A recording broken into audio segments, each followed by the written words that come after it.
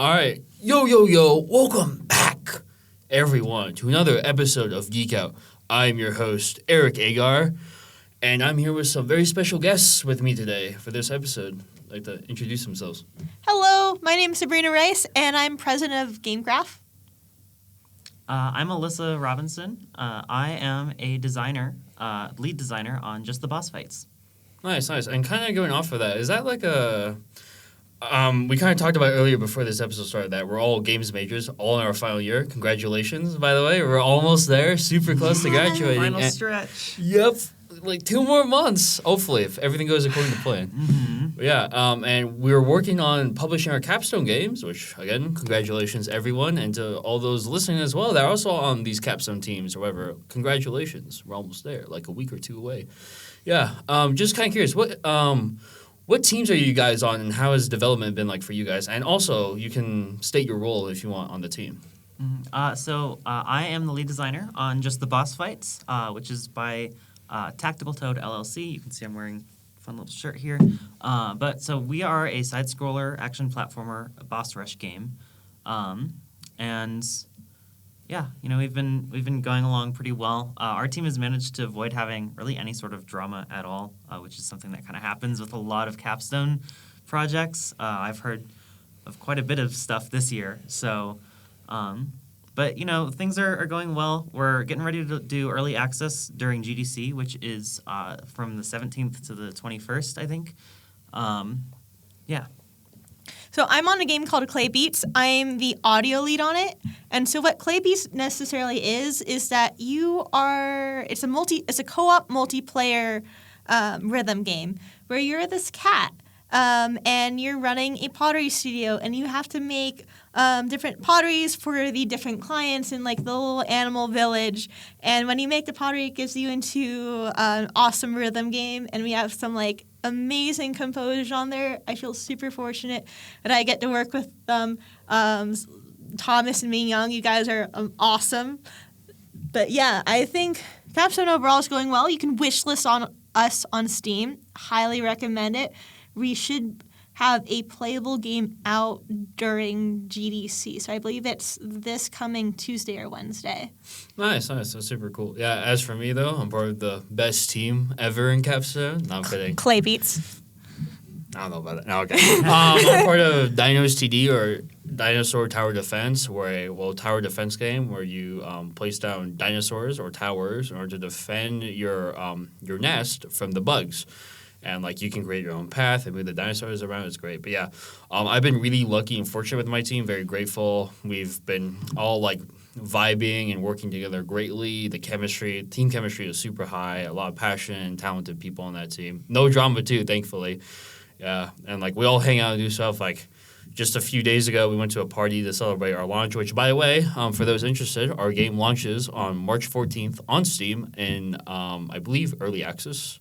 I'll throw up an asterisk or something here if that's wrong. I'll make Sam do it, okay? This is his punishment for messing up the episode. I'm just kidding. Am I? Ask yourself that question, Sam. But yeah, as for, like, my role on the team, I'm an engineer, so I've been mainly in charge of making the mechanics and gameplay for the dinosaurs and the specific upgrades and towers for a few of them. And yeah, shout out my engineering team, especially Jordan. He's the GOAT. He's the glue that's been holding our team together when it comes to engineering, just like the game project. So shout out him, shout out everyone on the team. You guys are great. But yeah, so going off of that, just tell me your experience about in the games major. Like, what made you choose the one here at the U? Any classes you liked? What you can go more in depth on your roles in particular, and I guess, like, just some general stuff about what the games program looks like here at the U. So the main reason why I chose the games program at the University of Utah was a couple of factors. A, it's highly rated. And B, which this was most important to me, is that you get to keep your IP for what you make at school. A lot of other colleges, if you are a student there, whatever games you make, like colleges such as USC's, stuff like that, even though they're highly rated, they own your IP if you use their equipment. And keeping your intellectual property has always been super important to me. When it comes to my experience in the games program, I absolutely loved it. So I try to like learn all I can about game development, like in general, whether it's from production to art, audio, and engineering. I absolutely adore all of it. My specialization is with audio, sound effects, and voice design in particular. I recommend you specialize and choose a specific path when you're in this program, but at the same time still kind of understand all the roles in game development, because that can set you up for success in the future when you get a job and you can know how all the different departments operate and kind of figure out what assets and how to implement them properly to help the other teams better. So I came to the U because I heard about it from a friend that they had a really good games program. And after doing some more research, it just seemed kind of like a good place for me to go. I also just needed to get away from home just because I wanted to kind of, figure out myself. But, being here, I've been kind of going against, like, the general advice that we're given, where it's like you should specialize in one or two things instead of being a jack of all trades. For the first, 2.5 years of my time in the program, I have been going for the jack of all trades route, but I really started to focus in on design just because I think I really enjoy all the boring stuff in it as well, which is something you should be really mindful of when you're looking for a career, because you're going to be doing stuff 40 hours a week at least. But so, there's about 6 different categories of what people do in making games, and those categories are production. Producers are people who kind of generally work on keeping things on track to get finished in time and keeping things on a schedule, making sure everyone's doing what they're supposed to. Then there's artists. They do a lot of drawing, 3D modeling, texturing, animating. Some people go the tech art track, which is a little bit more engineering focused as well, where they'll do stuff like particle effects and different materials, make tools for artists to get stuff kind of easier for environmental artists to set up. They sometimes do stuff like rigging 3D models to be animated. They kind of bridge the gap between art and engineering. Engineering is the next section as well. That's the people who are doing a lot of the programming. They're doing a lot of kind of project setup. They also make a lot of tools for designers and artists to have an easier time doing their jobs. And then there's designers, which is what I am mostly, where we come up with the systems, we design levels, we kind of communicate with all the other departments as well to figure out, does everything look and feel right and act right in game? And we kind of guide what those other departments do in a lot of cases, writing up design documentation just to kind of get everything working and looking and feeling right. And then there's audio, which Sabrina touched on, where making sound effects, composing music, doing voice direction stuff. It's like a little bit more focused than the other departments, but it's very important nonetheless. And then there's also writing. That's coming up with dialogue lines, instructions, narrative design stuff. It kind of depends on what project you're on, but you're going to be doing a lot of stuff with just figuring out how to make words convey what they're supposed to. Nice, yeah. A lot of pieces to the puzzle, and then all these people come together and make video games. It's a cool thing. But yeah. I guess I'll touch on how I joined the program too. Alyssa, I was kind of in a similar boat to both of you. I looked at the U, so I had a good program. It was also cheap. That was a big thing too compared to USC. But yeah, and then you keep your IPs and stuff. And funny story too was I took a summer camp here when I was a sophomore in high school. And my instructor was Colton Eichers, of all people. I love Colton. Yeah, Colton's He's the guy. We amazing. love him. Colton, we appreciate you for watching. You should. Colton, you're awesome. Yeah, but yeah, no, I had him as my teacher, and then I had him as my professor for 3 classes in a row. So that was a lot of fun. But yeah, no. I'm going. Sorry for that little segue, but going back to all these roles and stuff, how can people at the U, in the games program, harness these skills, put them to the test? Yes, there are classes like traditional game development, alternative game development and machinima. But how can people kind of like dip their toes in early and like really try to harness these skills either earlier or just sharpen their skill set? Well, I'm so glad you asked that, Eric. So that kind of leads me into two things. So the games major as a whole is pretty unique because I think you get as much out of it as what you put into it. So if you are just doing like the bare minimum and getting by with the classes, you're not going to learn a lot. If you're taking advantage of all like the resources you have on the university and in your classes and also working on personal projects outside, that's when you're going to really excel. And if you're looking for a place to like, hey, I'm kind of new, I know nothing about game development, or even if you're a seasoned veteran, like, yeah, I know a ton, but I'd still like a place to go where I can learn more. Might I recommend Gamecraft? So, what Gamecraft is, we are one of the largest clubs on campus, and we teach people how to make video games, regardless whether you've never touched an engine before or if you just recently finished building the latest Halo 5. We can help. Infinite. That's beside. Sorry, go ahead. I'm sorry, I don't know Halo. No, You can you're all roast me good. in I a mean, I'm second. wearing the hoodie. No, I'm sorry for cutting you off. No, you're good. You're good. We host game jams. We have industry professional speakers. We just finished up our portfolio review where we had both faculty and industry professionals come in, and we just had a fun night of like eating some food and looking at resumes and portfolios that you guys did and giving everyone feedback in preparation for GDC. And we also give out scholarships for GDC. It's just overall a great club. You don't necessarily even have to be a games major to participate. One of our officers, Joanne, she's a business major. And so we accept people, like I said, again, all experience levels. It's a great way to meet new friends, learn more about game development. And our Discord is an industry-adjacent space where we have over 50 industry professionals in our Discord server. Nice. I kind of wish I went to that portfolio review night. Unfortunately, my portfolio is still being worked on because I've been super busy with Capstone. So There's always next time, Eric. Oh, true. I'm in the same place with my portfolio. I just didn't show mine, and I just showed up and kind of took note of like all the tips and stuff people were getting. I can send you some notes about that later, but it was very helpful. And I think Gamecraft in general is a great resource for people to just get better at stuff. Game jams are really important because not only are they bolstering your skills and giving you practice, but you're working with other people, which is a huge thing for working in games. So I definitely wish I'd done more of them during my time in the program. But then also just like it's a great resource for getting people to playtest stuff. It's a great resource for reaching out to industry professionals and getting networking going, which is a super important thing for getting stuff going professionally in games.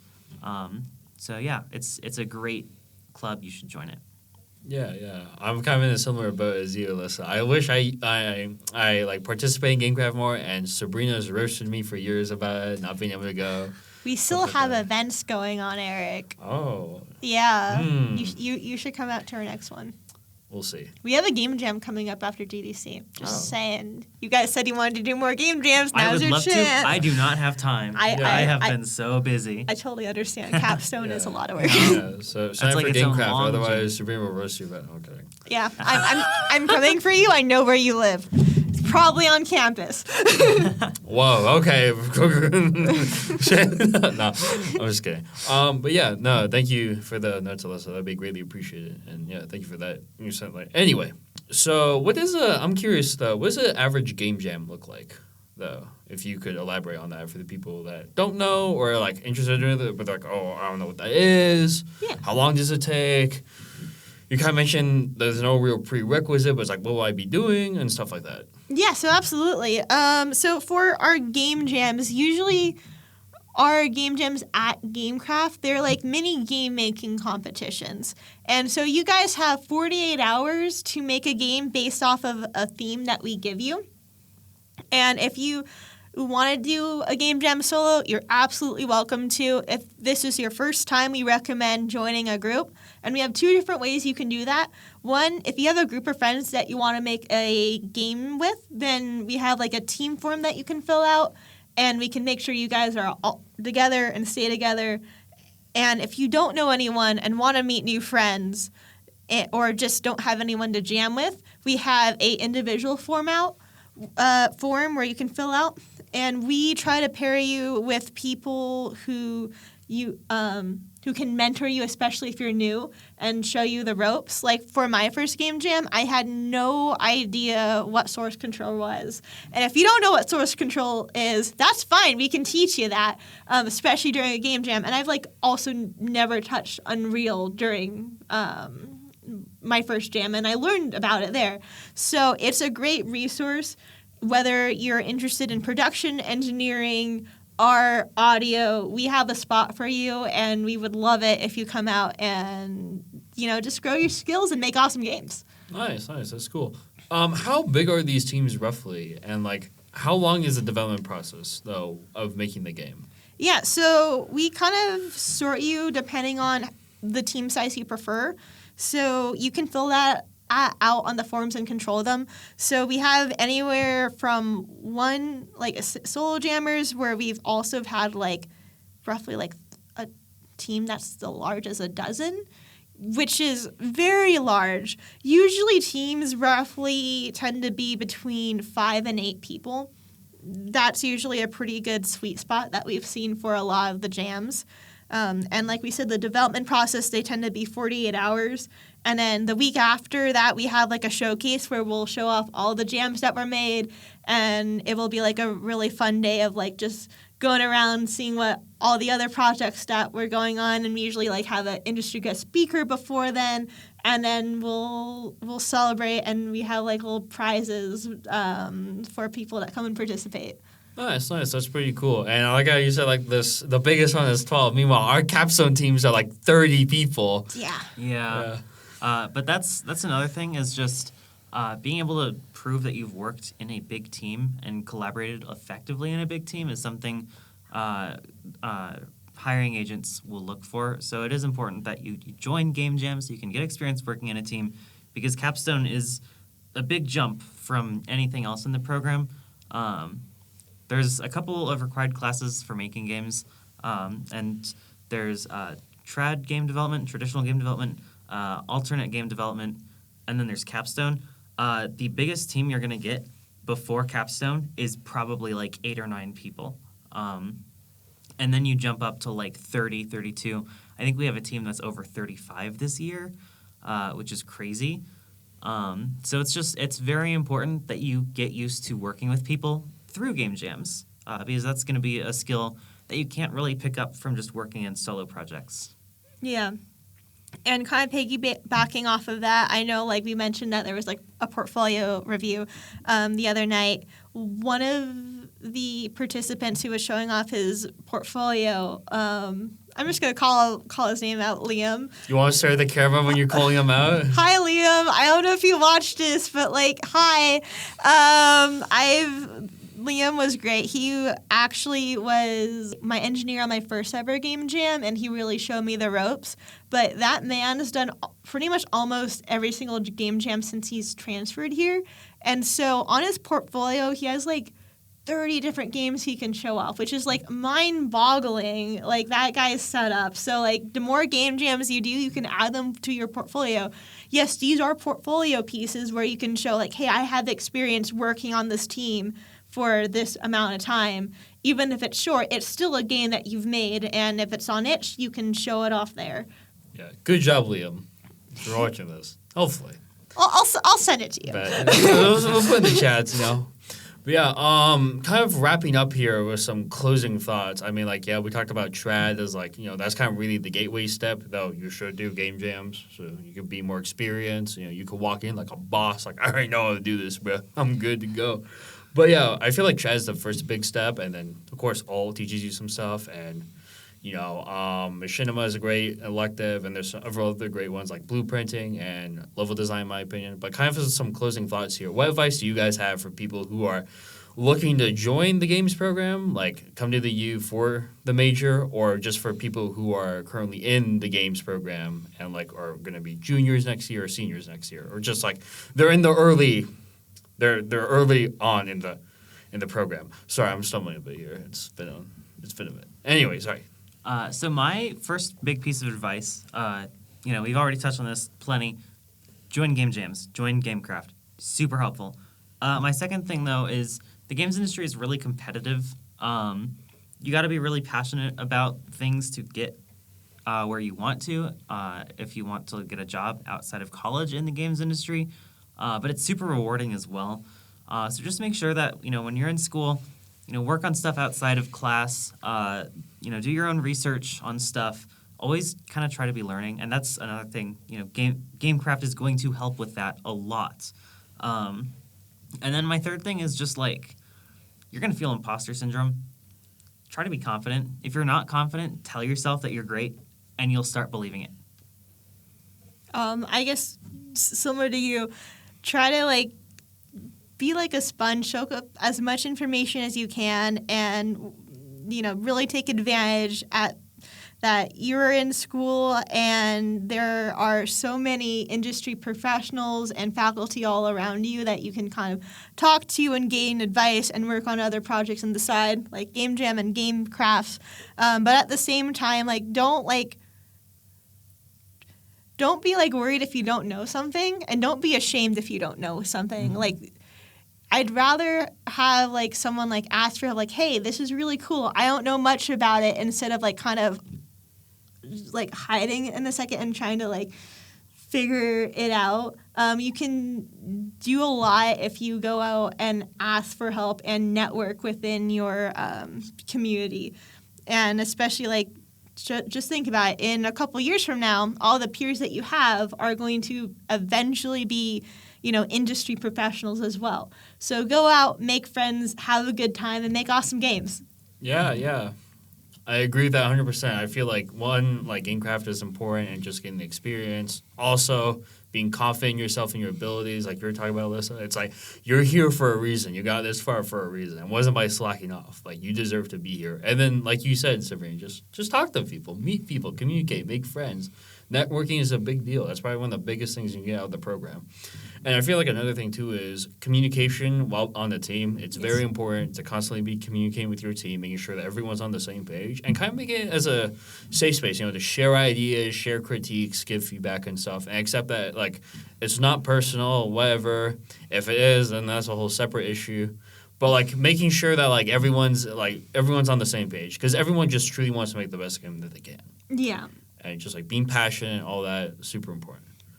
And if you ever have any, not personal issues, but when it comes to conflicts between teams, or hey, I'm struggling to communicate this properly, or things like that, faculty are a great resource to help you out. And there's a whole class on it touches some stuff on production, but most of it talks about how to work well within the team that we're taking together right now. Essential skills. Shout out Corinne. I was just gonna say, talk to Corinne. How dare you take that spotlight from shouting out? I'm the host. I can do this much. Not gonna. You did invite me, to be fair, and I did say Clay Beats was the best capstone game, which it is.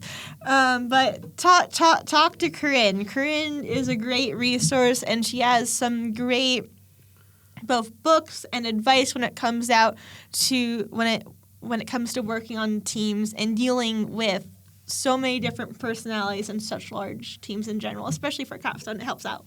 Nice. I think that's about all the time we got for today. So before we leave, if you guys got any stuff that you want to plug, maybe your capstone games once again, any Discord servers or whatever, just let the people know. Gamecraft is on Discord, and Claybeast is on Steam. 10 out of 10 games. Go and rate us when we're out. We would love to hear your feedback, both positive and negative, so we can make our game as best as it can be. Just the boss fights is going to be on Steam soon. Keep an eye out for that. If you join Gamecraft, you'll probably hear about it there. We also have our developers on LinkedIn. Just look up for Tactical Toad LLC, and you'll be able to find a bunch of people who work on the game. Yeah, check out Dynamo CD. I was gonna say our name, but I don't want to butcher it. I'll put it in the link. We'll put all this stuff in the links. But yeah, make sure to wish list Clay Beats, Dynamo CD, Just the Boss Fights, and all the other capstone games on Steam when they launch for early access. Thank you, everyone, for watching. This has been your host, Eric Agar. Have a great spring break, everyone, and go Utes!